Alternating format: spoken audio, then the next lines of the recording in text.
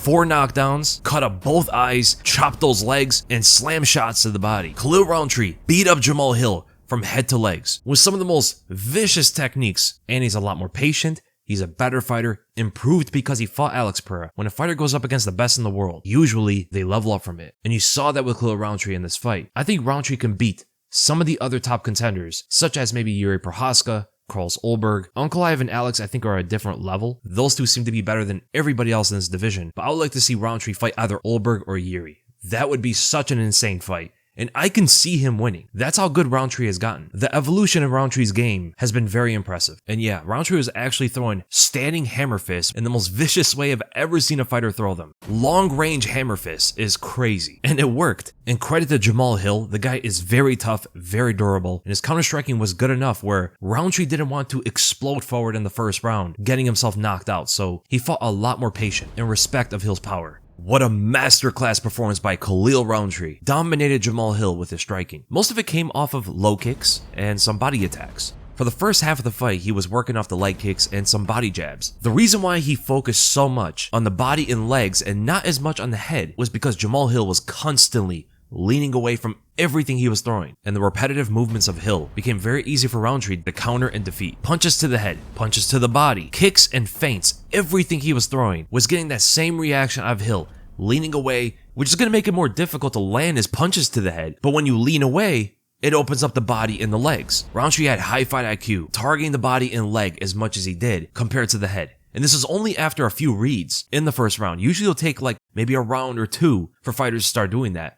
Rountree did it in the middle of the first round. Therefore, Khalil Rountree focused most of the fight on attacking those two different areas. It made the fight a lot easier because then later in the first round and onward throughout the entire fight, Jamahal Hill had to switch stances. He'll even throw in feints before his kicks, throw a high feint to get Hill to defend his head, opening up the body, slamming a kick there. Then a few seconds later, throws another high feint, and this time goes to block his head and body but leaves his leg open for an inside kick, knocking his stance away. He picked up his left hand before he threw it, high feint to land a low kick. And look at the reaction from Hill. He picks up both of his hands, left arm is straight forward, but he also straightens out his right arm. Doesn't see the leg kick at all. Devastating kick on the inside of the leg, knocks away his stance. Bro threw like a double arm punch at a reaction of a feint. Even if Rountree actually threw the left hand, what Hill just did there would never have worked. There were many moments throughout the fight where Jamahal Hill was looking to counter him with the left hand, and it's a reason why Khalil Rountree was not as aggressive as he was when he fought Alex, because he learned a lot from the Alex fight. He got a lot better, hit a new level, and knew not to be as aggressive against a counterpuncher, and Jamahal Hill is very good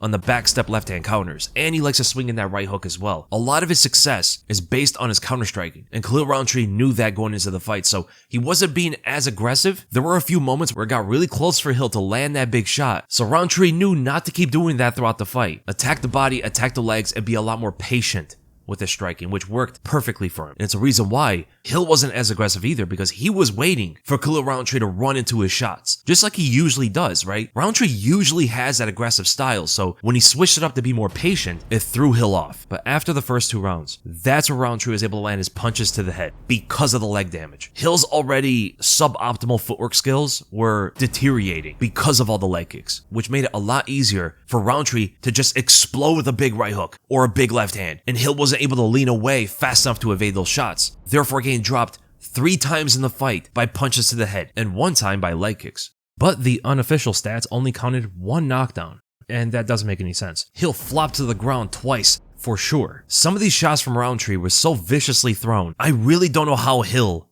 didn't get knocked out from them. It really shows you the difference between everybody else at light heavyweight compared to Alex Pereira's power, because Rountree was throwing with the most vicious intent on knocking Hill out with these shots, landing them flush, and Hill still fought through all 5 rounds. Look at this sequence right here. So Jamahal Hill lands a jab, which was one of the best punches he had the entire fight. He didn't throw him enough though, but the punch lands, and Rountree counters with a full windup, right shovel hook to the body, and with the same windup, a left overhand blast through the head, dropping Hill. And he didn't even get knocked all the way to the ground. It's crazy. Jamahal Hill is very durable, and Alex just hits so much harder than everybody else. It's crazy. And we look at this sequence as well. So Hill actually moves forward and throws a right straight that misses. Then he switches into southpaw, which is of course his original stance, and throws a left straight but slightly off balance, punches over the head of Rountree, and then ends his combination with a lead right hook that falls short. None of the punches landed, right? He overextends on the right hook, steps forward after, gets into his stance, but then Rountree lunges with a Russian right hook, fully extended, lands around the guard, and you know it's a Russian right hook because his palm is facing outward as he lands it. And then he swings a left haymaker that lands as Jamahal Hill's counterpunch misses. The Rountree steps forward, feints, getting Hill to move away because in that entire position, Rountree is closer to the fence. So he's trying to break open space to get Hill to move away from him, getting to the center of the octagon. So not only did he have better counter-striking there, but also better octagon awareness of where he was positioned. Now there were some confusing parts of the fight, like in between the 4th and 5th rounds. I don't know why Jamahal Hill's coach told him that the fight was close and that Khalil Rountree was not that good. You could hear him say that in the corner between the 4th and 5th rounds. I mean, who knows, maybe that is the type of advice to get Jamahal Hill to go for a knockout or something, but that's generally not the best advice for most fighters when they lost every round. And even after the fight, Jamahal Hill was surprised that Rountree won 50-45. And along with that, there was also a moment in the 5th round where Rountree landed a lunging jab to the mouth. He does dive his head inward, but it never touches the head of Hill. Frame by frame, you can see the head only touches his chest and never rises into the face. And on the disengagement, Rountree lands a left haymaker to the side of the head. Hill complains after that as if he got headbutted, but that was the jab that landed to the chin, not the head. Now Hill is known to make a lot of excuses after he loses, so maybe he brings this up, or maybe he brings up that it shouldn't have been a 50-45 and he did better than he actually did. And after Rountree feints at him, pretty much telling him that he did not headbutt him, continue the fight. And this moment specifically was very slick from Khalil Rountree. So when he landed the left hand to the body, and Hill wanted to lean away and land a counter shot, Rountree gives that same look to Hill again, steps on the outside of the lead foot to line up his left hand, lowered his levels, targeting the body. But this time he faked it, and Hill bit on it, fired out the right straight, tried to counter another left straight to the body. And even when Rountree overloaded the hips by rotating so much to fake the left hand, making it a lot more difficult to slip punches from there, he is still able to pull away from the right counter, throws his left over the top, fakes that punch too, which again gets Hill to lean away. This is some very high fight IQ stuff from Khalil Rountree. And because Hill leaned away from the punch, he opens up the body. The body is right there for Rountree to land his left kick.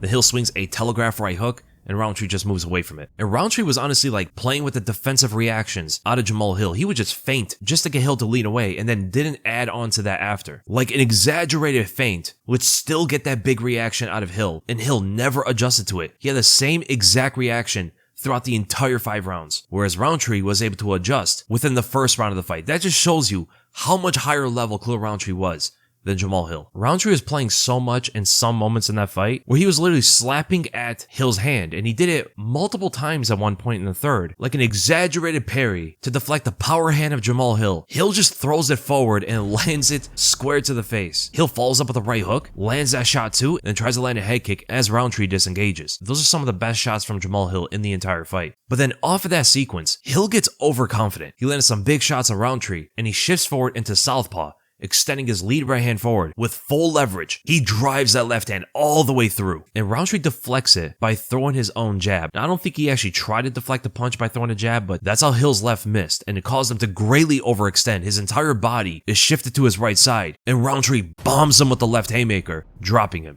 And then later Rountree started to slip the punches a lot better. Slip the power hand, countering with an overhand, or slipping on the outside of the punch and ripping 2 hooks to the body in succession, then disengaging. He'll even feint in and out and get Hill to throw a body kick, whiffing the shot for aura points. Hill had some good moments too. Good leg kicks in the first round, but stopped throwing them, and it's most likely because Rountree damaged his legs, so throwing leg kicks after would not be as impacting. Hill also had a good combination where he threw a straight, switch his stances into a body kick. He threw that like twice in the fight, and it was pretty good technique. And that is ultimately the end of the breakdown, so I hope you guys enjoyed it. If you guys did, make sure to give the video a like, make sure to subscribe, hit the bell for notifications, and what do you guys think of Rountree's performance? And do you think he could beat the other contenders, such as Yuri Prohaska and Carlos Ulberg, if not even someone like Magomed Ankalaev, which I don't think so. I can see him beating Yuri and maybe Ulberg, but I think Alex and Ankalaev are on a different level. So I hope you guys enjoyed the video, and I'll see you guys in the next one.